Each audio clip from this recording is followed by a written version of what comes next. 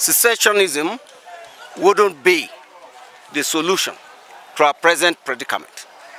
What is the solution is that leaders should have listening ears to listen to the yearnings and the cries of the people. And people have legitimate authority, legitimate power to demand for justice, to demand for good governance, to demand for fair share in the resources of this country. If you look at the political appointment, we are trying to turn Nigeria into a kind of a mini ethnic group. That can't work.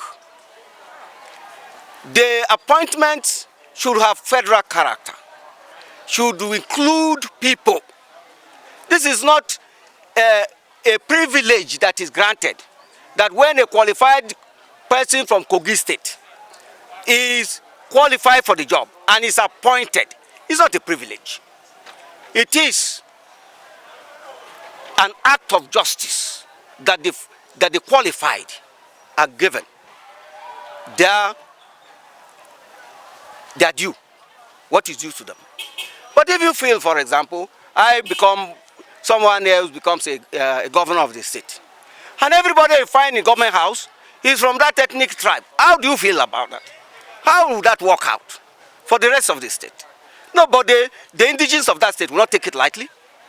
There's a legitimate agitation to express one's dissatisfaction about governance. If there is misgovernance, that is a legitimate yearning. But I do not support people who are calling for disintegration of this nation for whatever reason.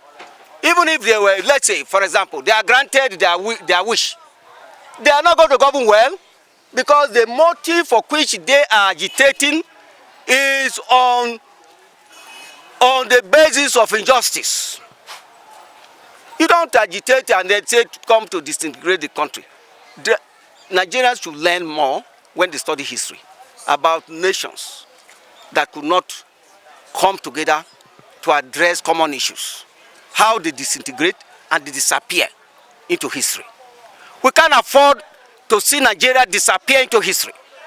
And we must not avoid foreign forces that do not want to see Nigeria remain a sovereign state. We must not undermine their capacity. But all we need to do is for us Nigerians to say, yes, we have problems, we have issues, like any other nation, even these developed nations in the past. So let us not yield to the forces of disintegration. Those ones are being used, unfortunately, either by physical forces or by spiritual forces.